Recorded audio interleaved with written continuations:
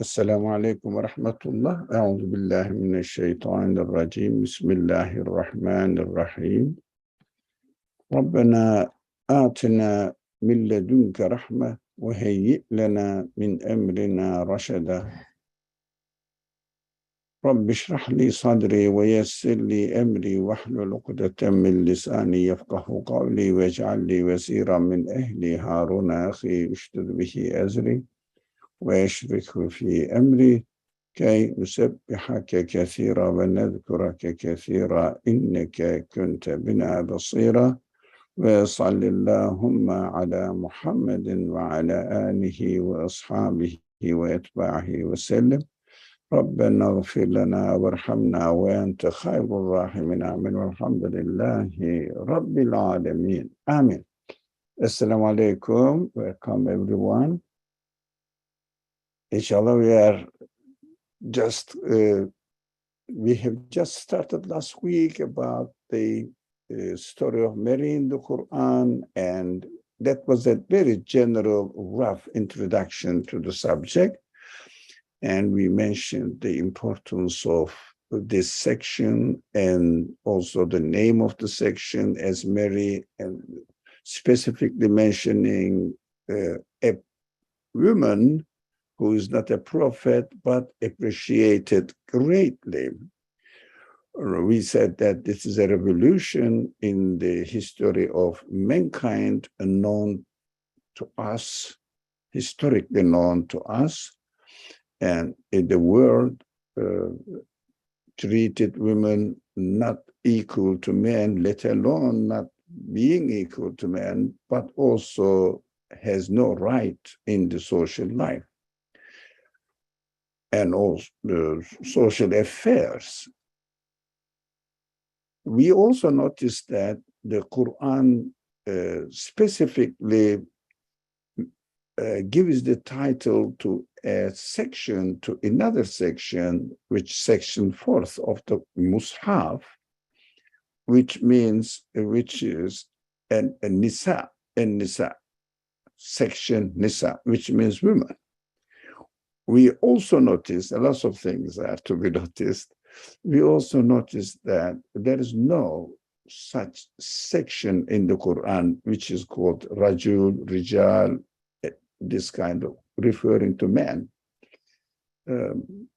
men folks. What does it mean? Of course, the revelation comes. Every revelation throughout the prophetic history comes with the correction of the previous revelations and also guidance of the society, what they are missing or not aware of. So we know that at that time and historically, slavery and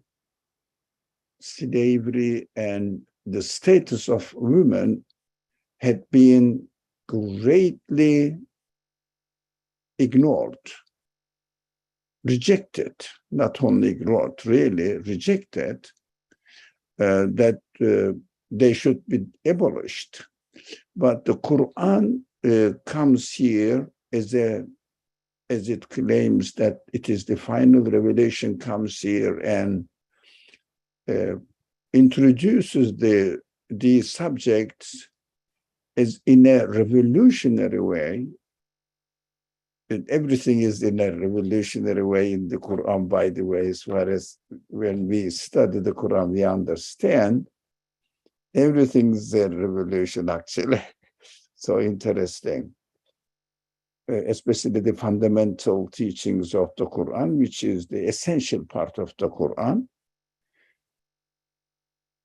that the slavery should be abolished, women's rights should be given and acknowledged, women's function in the society should be acknowledged, and this lower status should be abolished.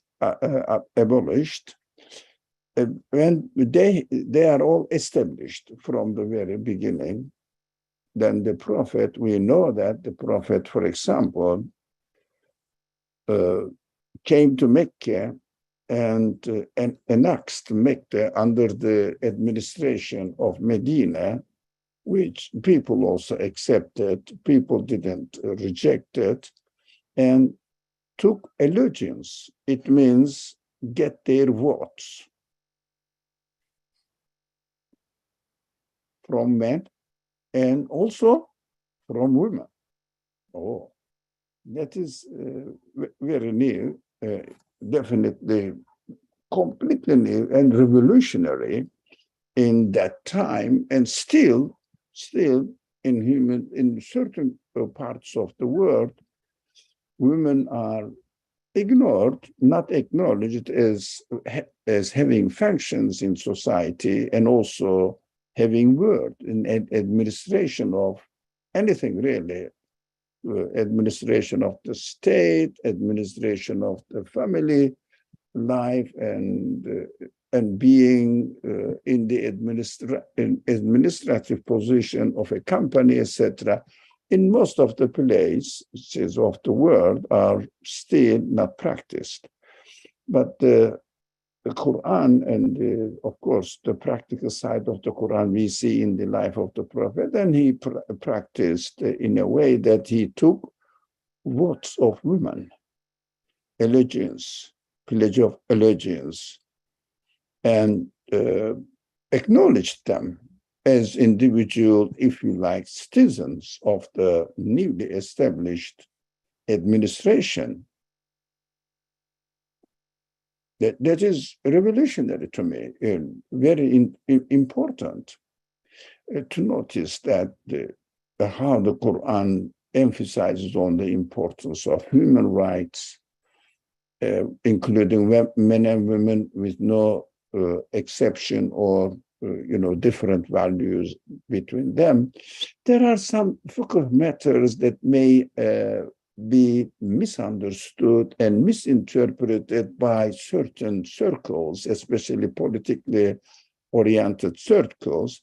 We have to study them deeply and understand them, although we don't study fiqh matters, but at least not as a fiqh rule, but in principle that we learn from the Quran. When it comes the right time, we have to go into details and study them. And we should not be apologetic about the teachings of the Quran, and also we should not try to hide some misunderstood points in the Quran. For example, women's right for divorce, women's right to decide about family affairs, and women's right to be a judge. It means judging position in any societal affairs. We can discuss them, but I'm not scared of discussing them, and I'm very confident about let me put this word in quote unquote, the natural way of dealing with the matters. Right.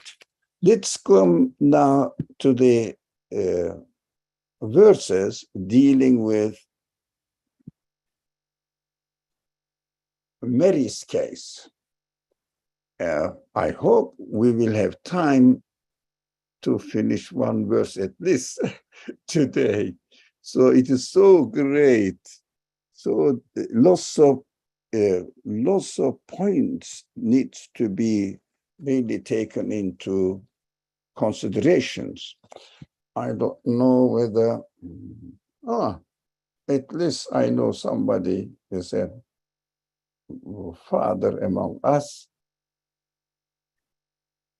But we can refer to our mothers or our family life, what we are going to study here.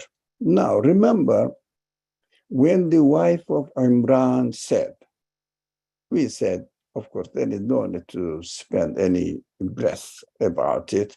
Who is wife of Imran? None of my business. But, of course, it is historically related in a sequence of the prophethood. But we don't emphasize on this side. We don't really argue about who is Imran, represents which tribe, and which tribe belongs to which prophet or represented by what prophet. We don't go into this detail because our principle of studying the Quran is practical, practically what it means to me. So when I learn Imran, it's for specialities and for the experts on the Quranic studies, but we do it for practical reasons. So a woman said, "My Lord, I dedicated what is in my womb entirely to your service." Oh, the intention of women, but lots of packages behind her mind. We will understand this. First of all, she expressed her feelings or her decision, her choice, that she is going to dedicate what is in her womb, it's going to be born, entirely to your service. Yeah. Muharraran.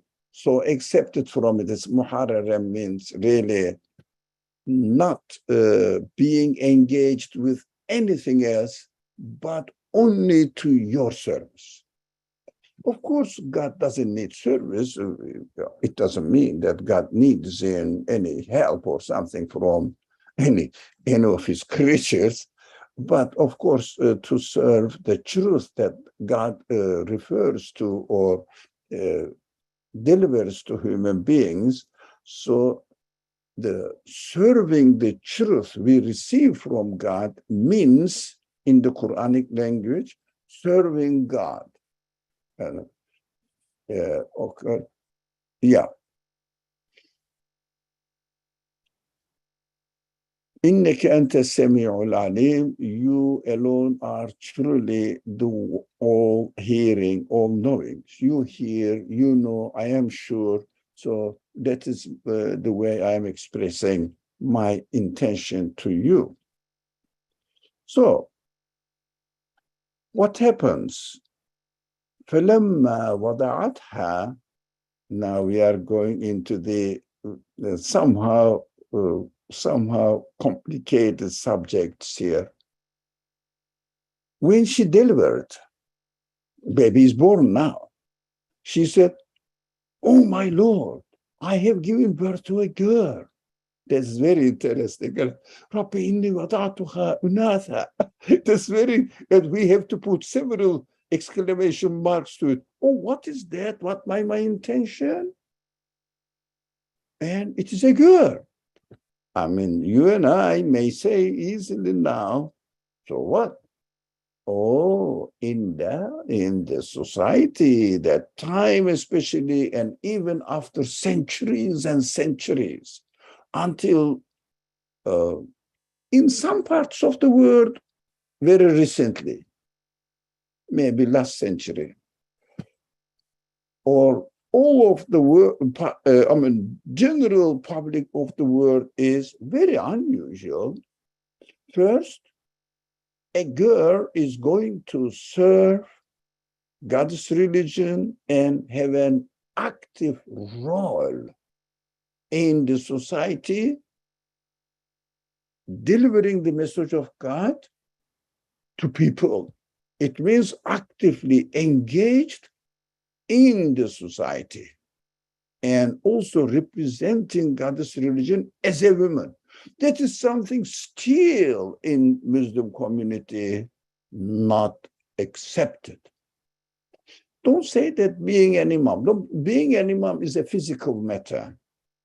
But a woman can be the leader of a Muslim community, scholar of a Muslim community. There are many, there have been many scholars, women scholars, grown and in the Muslim societies, communities, and they have produced many very valuable books and also students.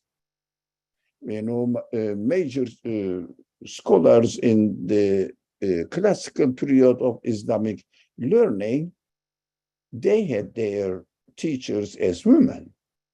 So, but this is much before 1,400 years before the birth of Islam. Jesus was there, and her mother could never imagine that the baby, a woman, can be at the service of God's truth. That is incredible. But there is a theological, complicated subject here. Not very much complicated, but needs to be emphasized. What is that? My intention and what God decides. Let's make it clear. As far as I know, according to my experience of the order of the universe, what I do, I prefer one rule of the order of the universe and expect it from my previous experiences to end up or to result in certain conclusion. But can it happen? No. Maybe, may not be. Not guaranteed. Now, this is called in the Islamic scriptures or Islamic scholarship, qadar and qada. Qadar means the plan of God as appears to be to us in the form of order of the universe. Qada means the real execution of the results of this order in real terms. For example, I said, if I do this, I will gain something as a result of this, because you know that, let's use a very simple example so not to make it even more complicated. If I put the seed of a corn in a certain season, if I do it in a certain season according to the order of the universe that I learned from it, from my previous experiences, and I put it there in the earth. That is what I learned from the order. What I expect, and the corn plant will grow, and the harvest will.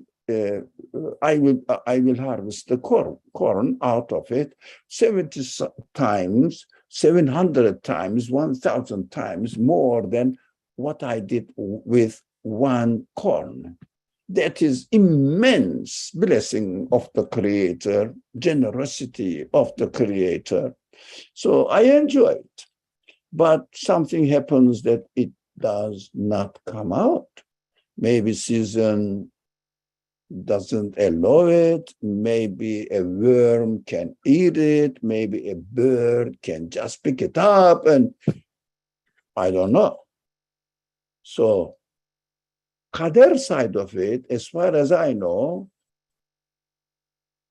it should come out. But execution of the qadar as a result of God's will, not as a result of my will. My will is only in the form of asking, requesting. But God's will is the final decision and deciding it. And we should be aware that the Creator of the universe never, ever should, I mean, that's what we should be aware of, this reality, that he should do something in order to harm his creatures. Why? Why should he? He will create me and then harm me, like I work on making a machine and then break it or spoil it. It is nonsense. I cannot accept it. It means this feeling is given to me to understand that God is not expected to do any of it at all, anything that is harmful. So whatever he executes is better for me. Of course, how much better? According to my intention, according to my sincerity, according to my prayers, or how do you say, concentration of my prayers, accepting and presenting my needs in a very humble way, that please, I need God, please. Or rather saying, I need some corns, please give me. Or please, I need some corns, in order to take care of my children. They are hungry. So you gave me the compassion in me, and I cannot really stand seeing them suffering from hunger. It is from you, and please give me.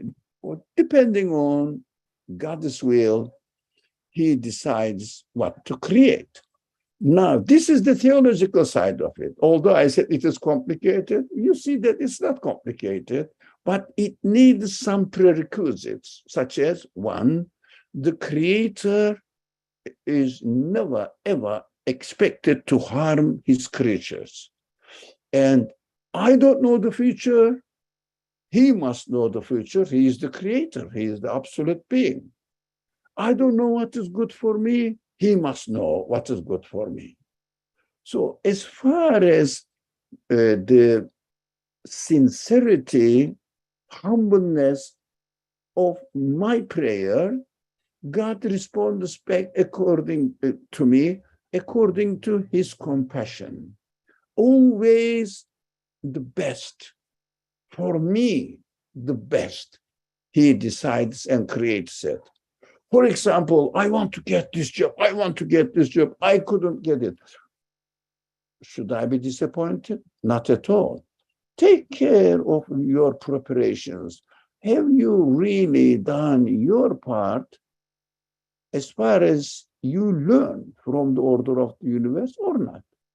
That's it. That's your responsibility. But guaranteeing the result of what you expect is completely different.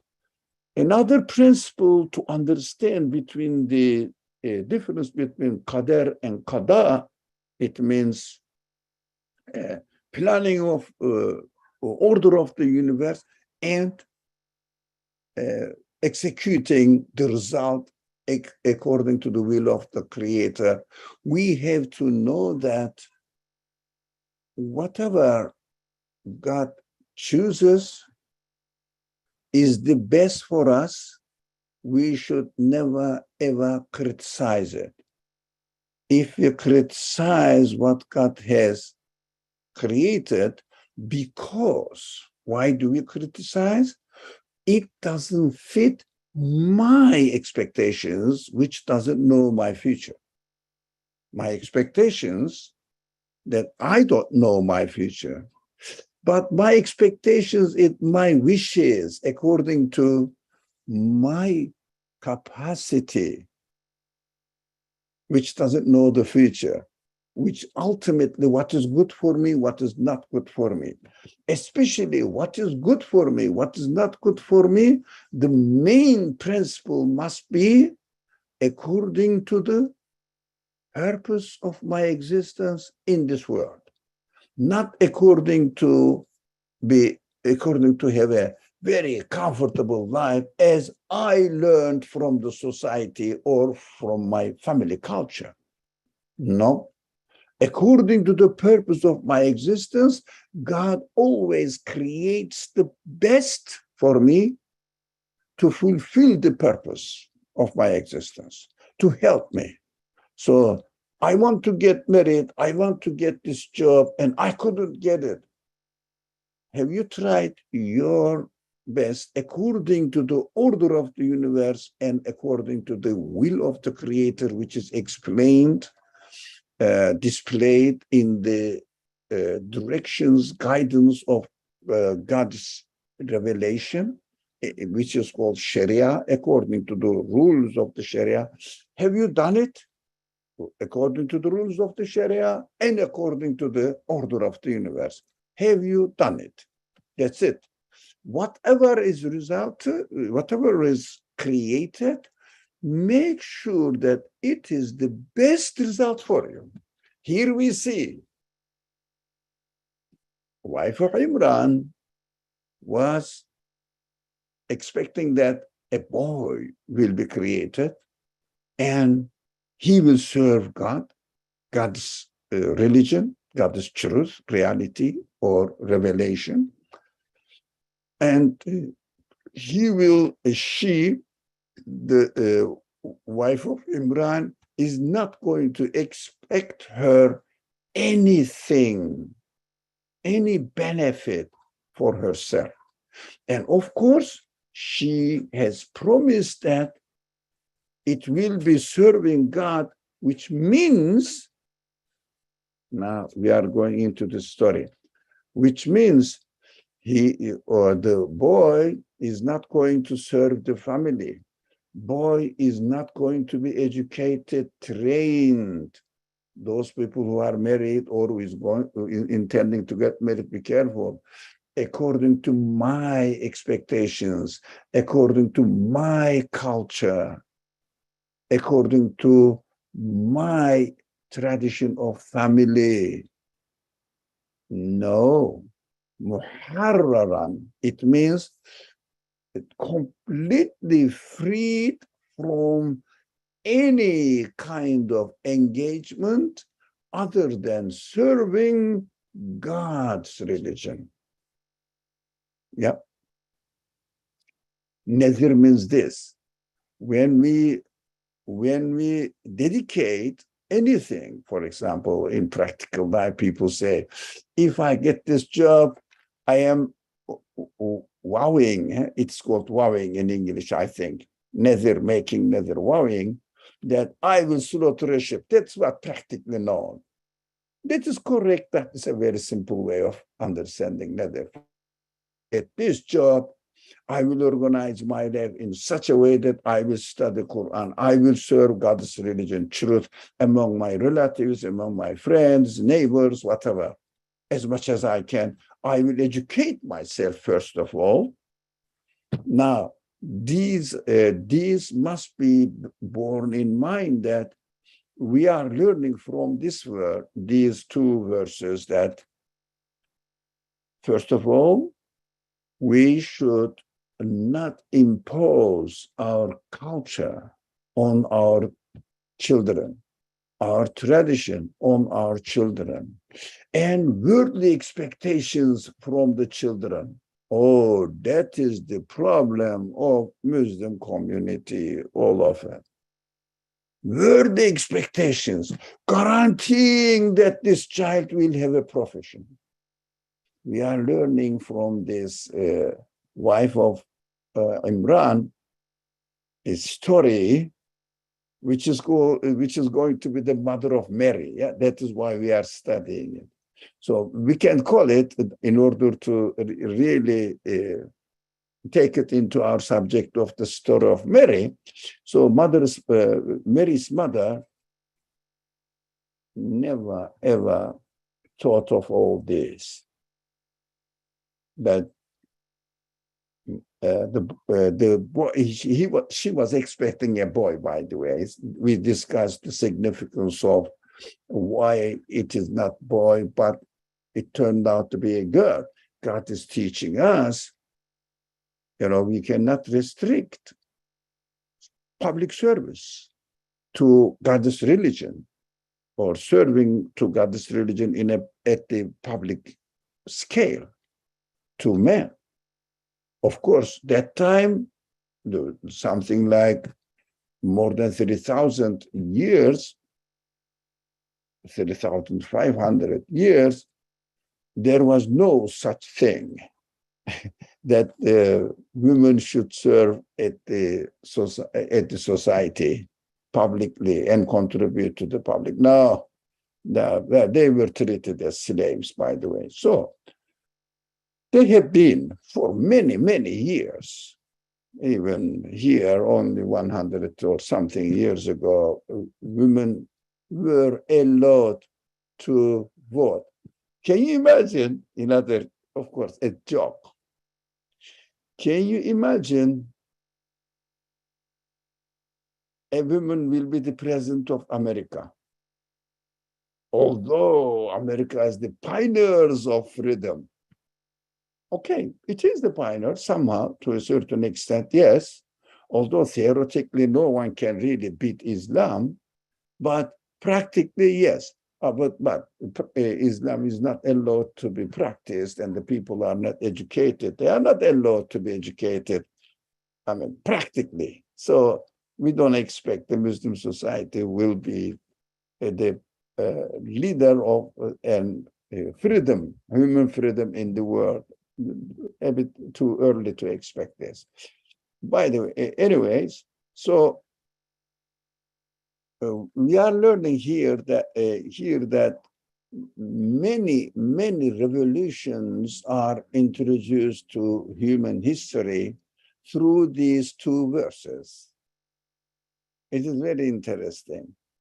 Lots of things I have taken really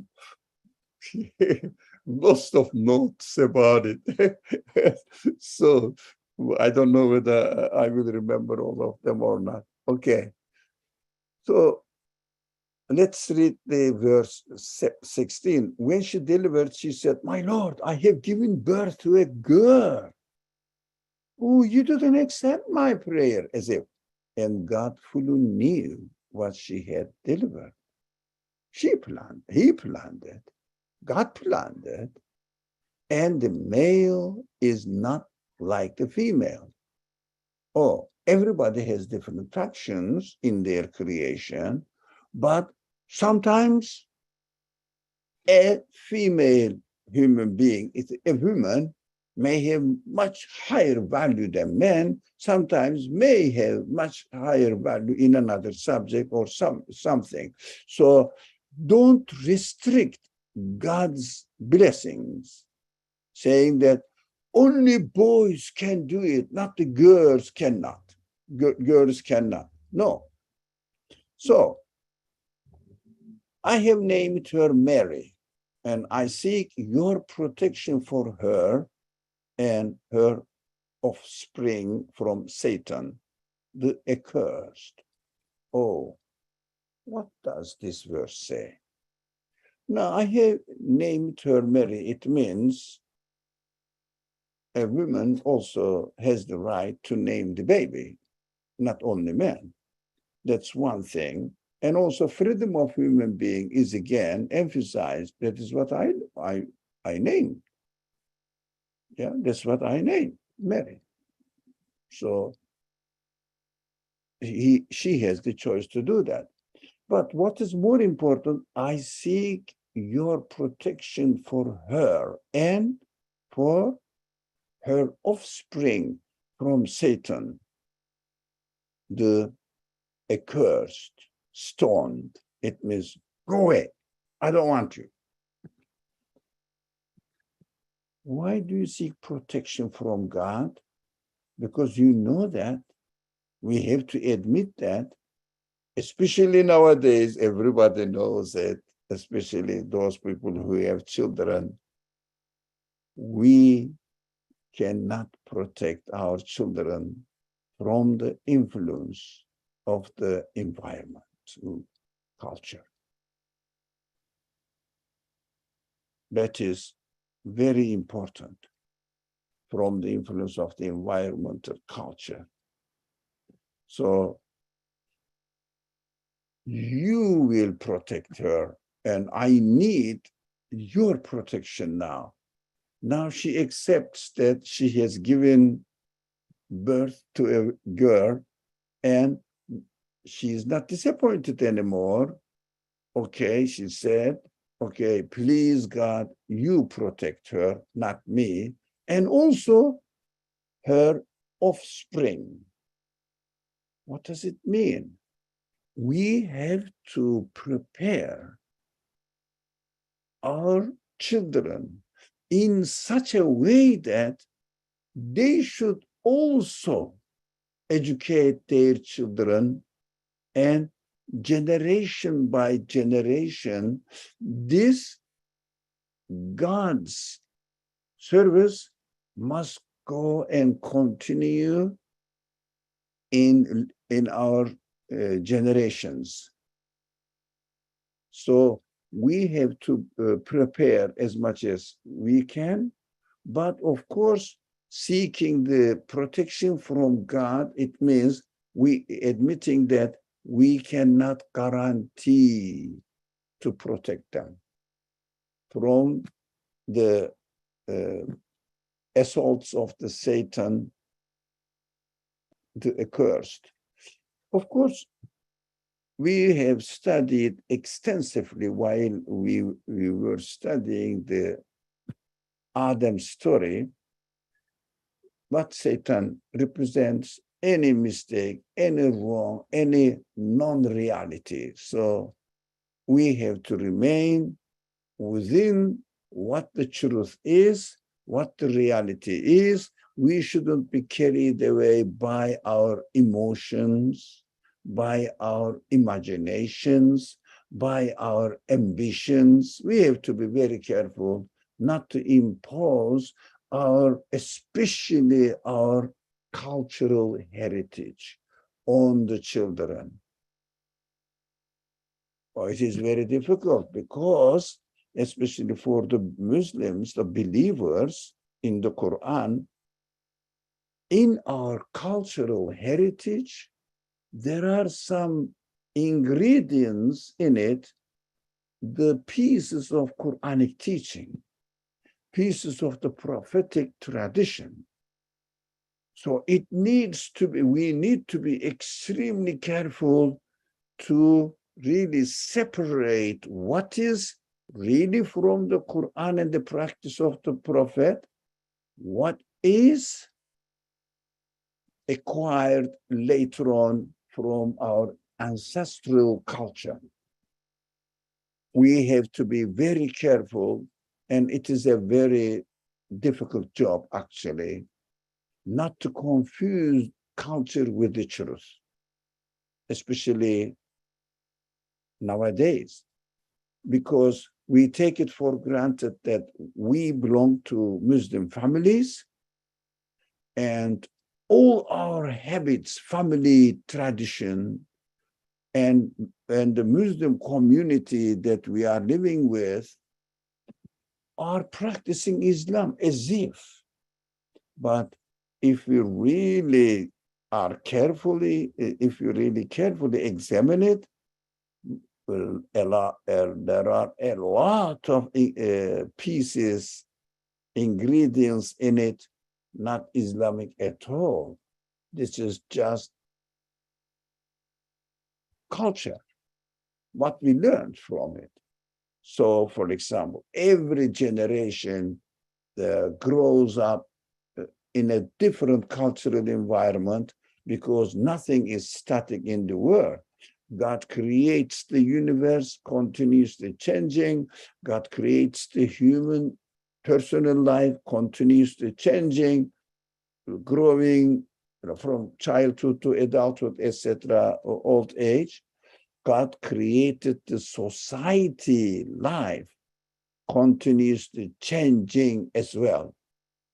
So we have to always be careful that these changes at the society level or in our personal family cultures, what elements are according to the teachings of the Quran, so that the Prophet really practiced it, we have to study. So having a child is not only giving a birth to a baby. As we learn from the wife of Imran example, it means Mary's mother,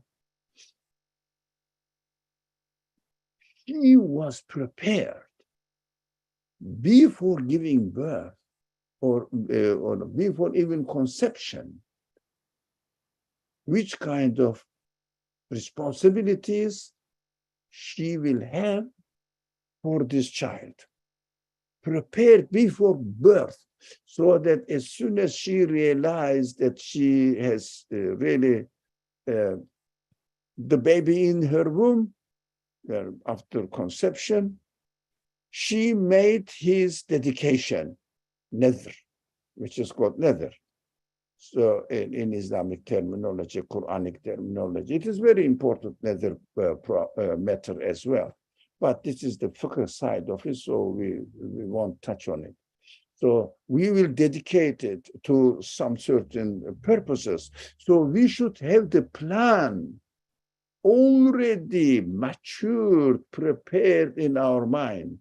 Of course, what we do now, we have many publications prepared mostly by secular people, how to take care of babies' health, how to take care of babies' psychological development, according to secular principles. Unfortunately, there are some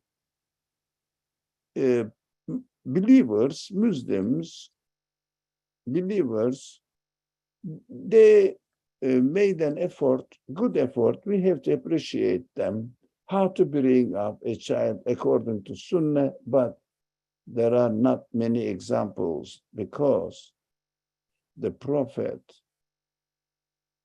doesn't, or we don't see any narrations from the Prophet apart from being kind, respectful to children, and having a loving relationship with them, not great details. What we have to do in this case, we have to study the fundamental teachings of the Quran and try to apply it in our bringing up the children while we are doing it. Most important of it is not to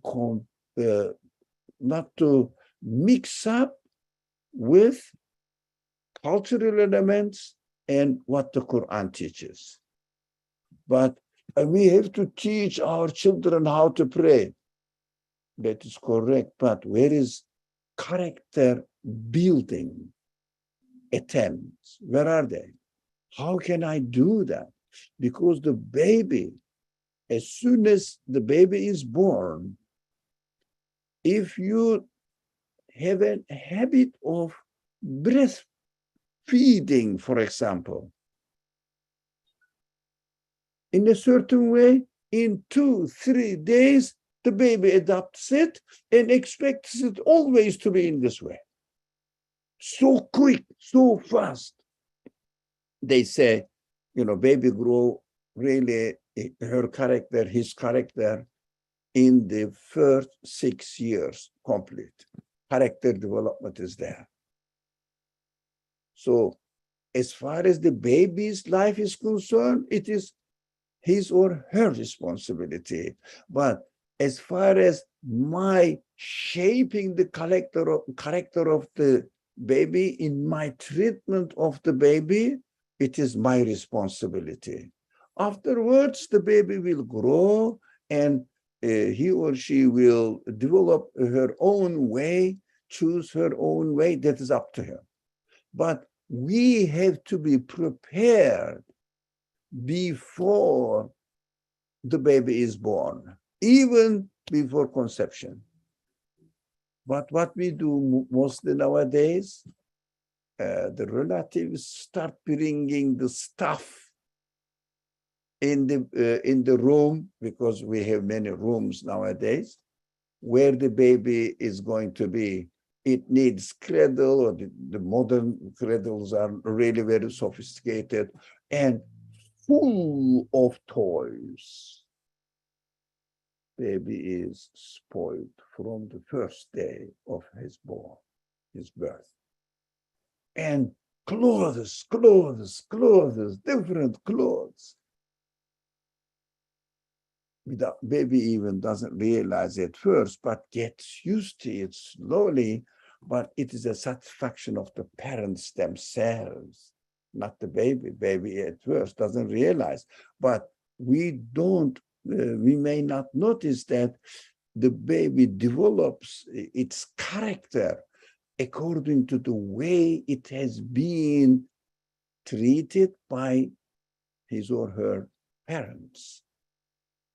So we have to be careful not to be carried away by the fashion, and prepare every material means, but not prepare my mind, my intellect, how to treat this baby with a responsibility connected to his or her psychological, spiritual development.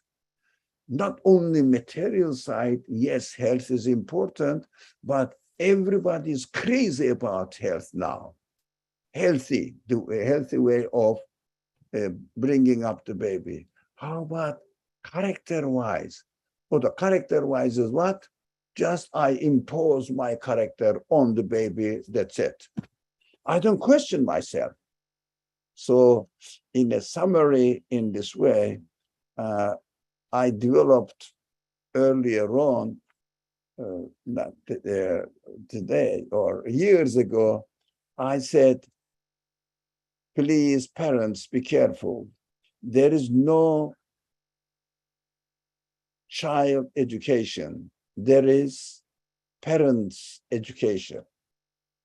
Parents should educate themselves, and automatically their child will be educated through their education.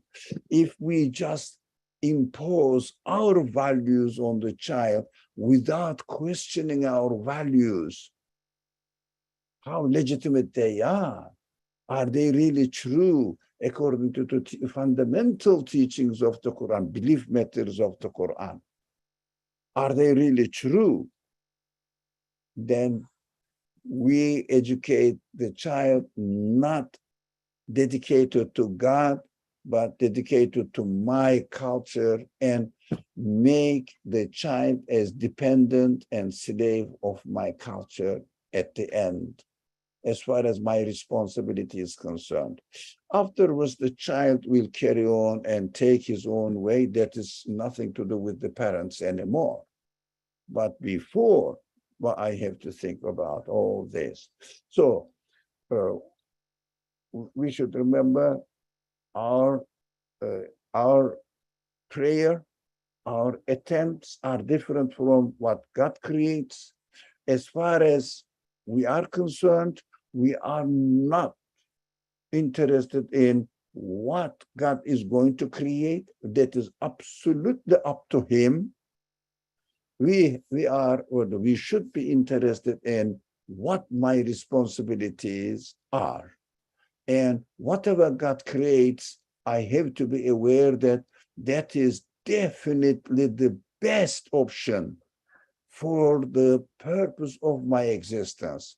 Sometimes I like it, sometimes I don't like it, sometimes I get disappointed and develop psychological stresses, depressions, problems, because I wanted to get this job, I want to get married with this guy or girl, etc. But I couldn't get it, no, complaining about it, rather than seeing that I have to take care of my responsibility only, that's it. And whatever is chosen, it is chosen by the most compassionate one, right?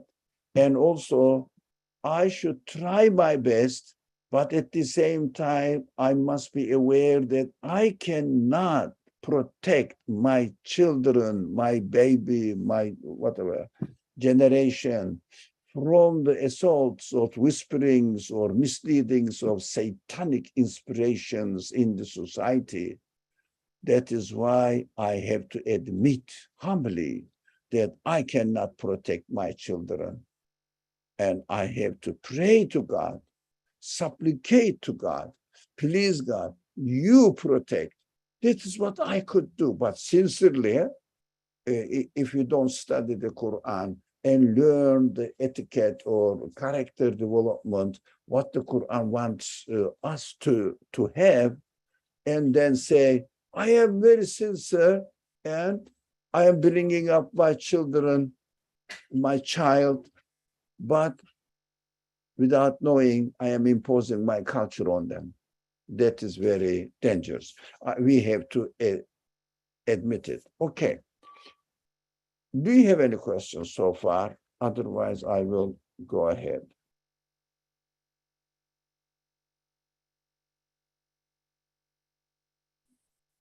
Okay. I'm going, if you have anything, you can always interrupt us. All right. Let's go here.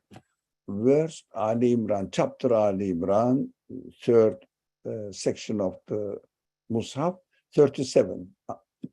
So, her Lord graciously accepted her. It means here Mary, right? The baby, and made her grow in a good upbringing, because the mother prayed, prepared herself, and convinced herself that she cannot protect it. God should protect it, asked God, prayed to God that he should protect, he leaves the protection of the baby to God, and God says, okay, if you trust me. Of course, it doesn't mean that the mother is careless about her responsibility. No, he was ready even before the birth of the baby to prepare herself, what to do, plan for the best of the children according to the, of course, the will of the Creator, what God wants us to do. So God accepted her prayer, sincere prayer. It must be a sincere prayer. So God, now the protection of the baby is under God's upbringing. What does it mean? Mother is not declaring the ownership over her baby, first. Second, mother is not imposing any of her own choices on the baby. Yeah, God's choices, as far as she could, and also accompanied with prayer, and placed her, the baby Mary, in the care of Zechariah. Zechariah is represented in the Quran as a very humble, knowledgeable person, dedicated his life to God's service, it means God's religion, in the temple that time, the tradition. And something happened, the other monks in the temple wanted to, or the priests in the temple wanted to take care of the baby. Now, mother is not interfering anymore. We will notice that. Why? She asked God to take care of it, and God took it and gave it to the care of Zechariah, one of the priests. So mother is not there anymore. But her prayer is accepted, and her prayer continues to be present with Mary. She will be protected, she will be dedicated to God's service, and we will be surprised to see, although you know the story, but we haven't read it, we will be surprised to see that Mary herself will dedicate her life to bring up a prophet, miraculously born from her, born of her, Mary. So look, we may think that our child is going to be like this, but we don't know that our prayer is accepted not in the life of my child, but in the life of my grandchildren. We don't know. We have to trust God. We have to learn how God plans is the best, God's plan is the best. That's what we have to understand. Look at the universe. Who planned it? The one who created it, who's called God. So isn't that the universe, the way it is created, the best? But sometimes something happens that we don't like it. Yes, you will be prepared for your training for the hereafter with what you like, what you dislike. That is how we have to understand between being pleased with what God asked, what God created, and also being afraid of the harm of what God created. So pleased will end up in thanking him, and what we don't want, what is created that we don't want it, seeking refuge with him and asking him, I need your help. So there is no one option, one way in human life. Always two lanes in the way, in the lane.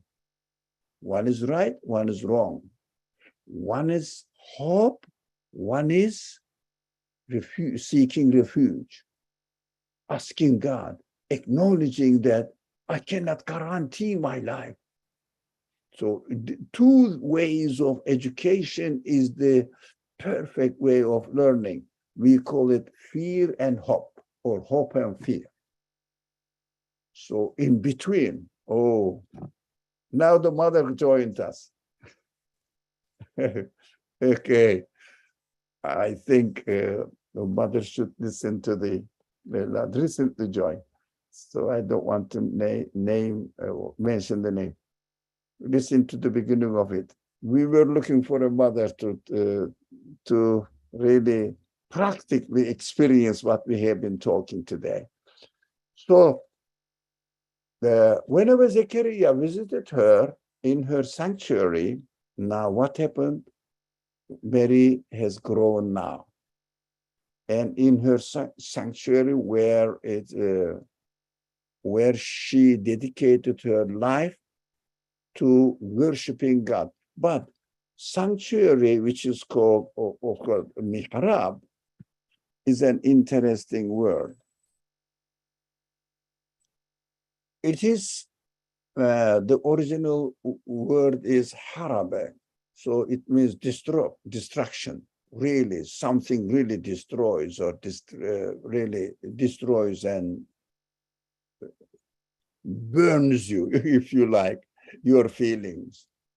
That is the place of this. So to be engaged in learning religion needs, or the truth that God teaches us in his revelation needs to be extremely careful.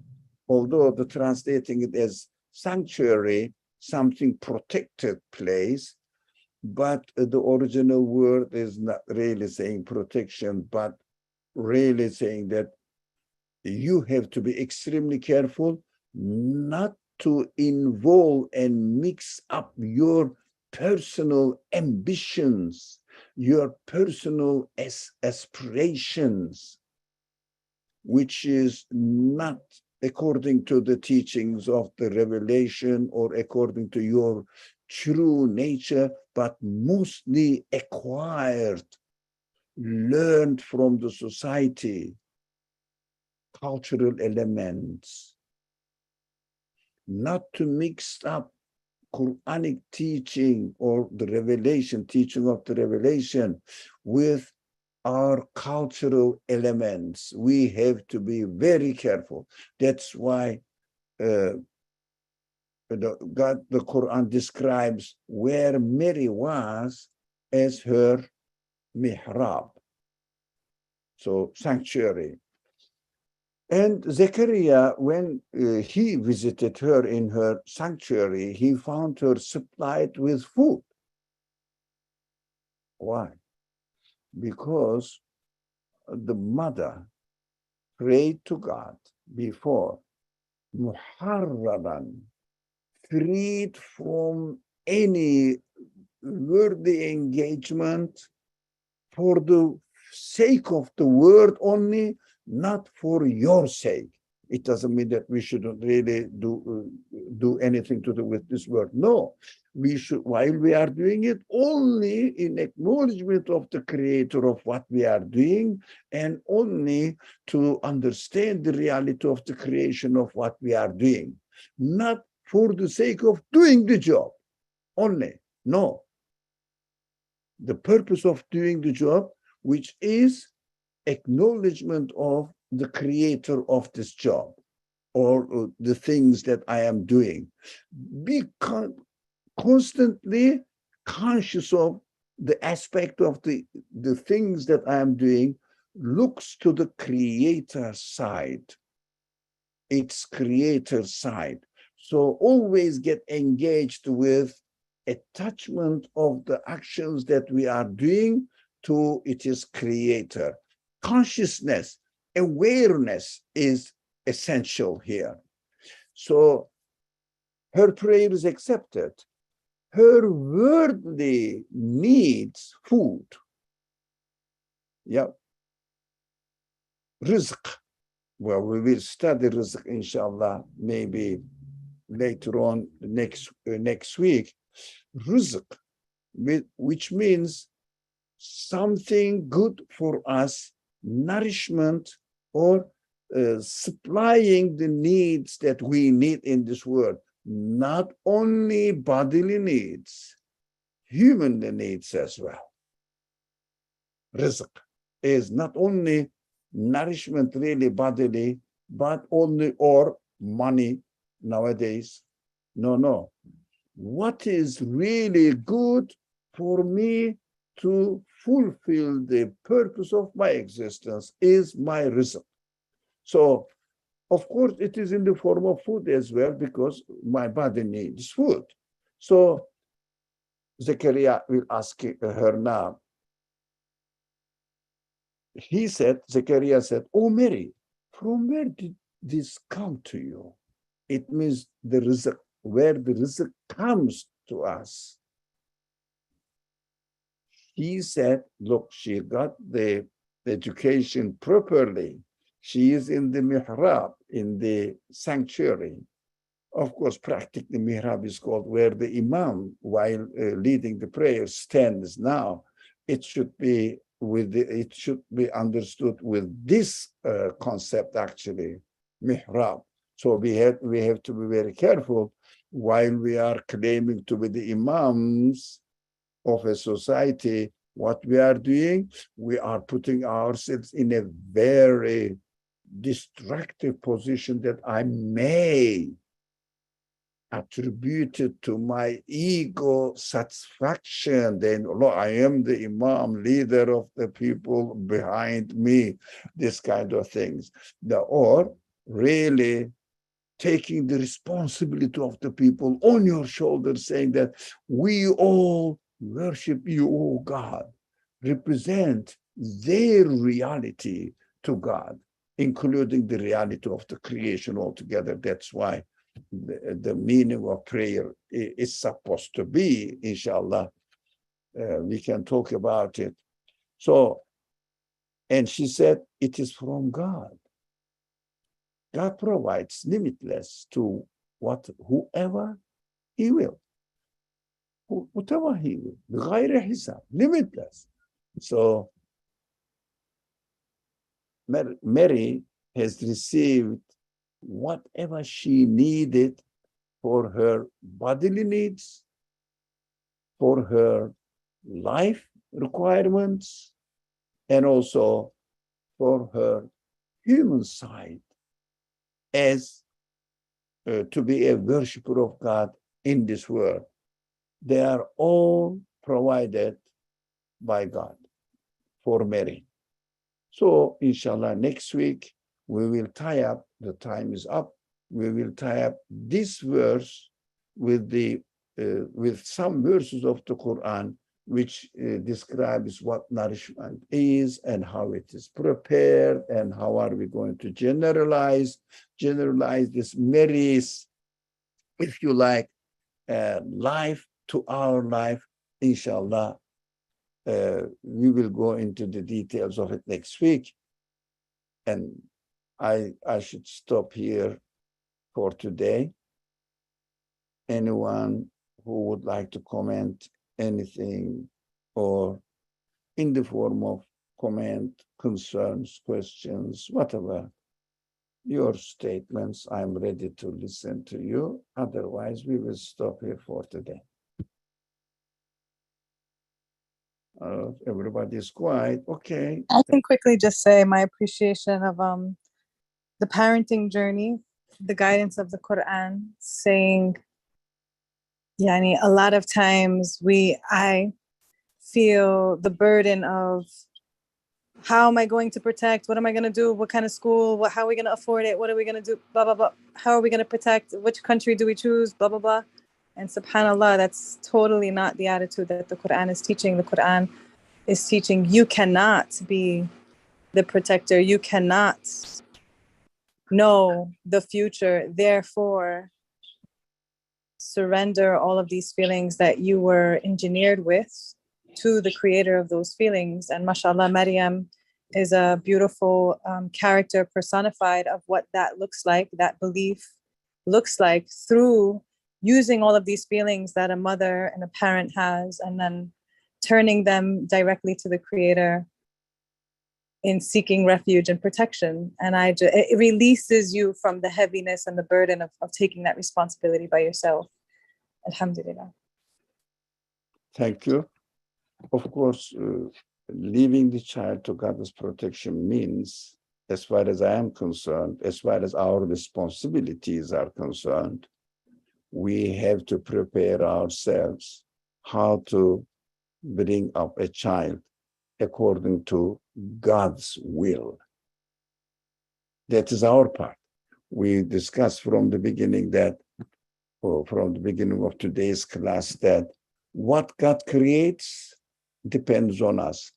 We are not concerned with what God creates. Whatever He creates at the end, we accept that, we understand that it is the mercy of God. This is the best for me.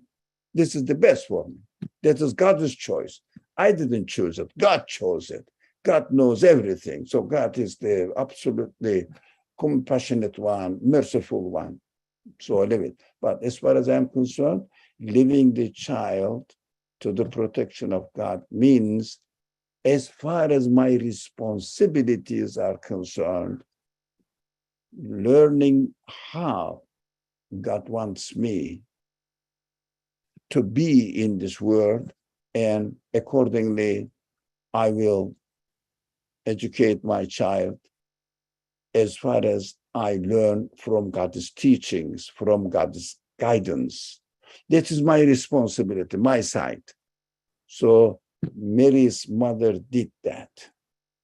So Mary now is aware of the reality that because of the prayer of her mother, accepted by God, and God is now taking care of Mary. And of course, the third thing, the example we hear in the Quran, that all the provisions, material and immaterial provisions, guidance, are from God. She knows it now. She learns it. So God provides limitlessly. Yeah, بِغَيْرِ حِسَابٍ. You cannot count it, for whomever He will.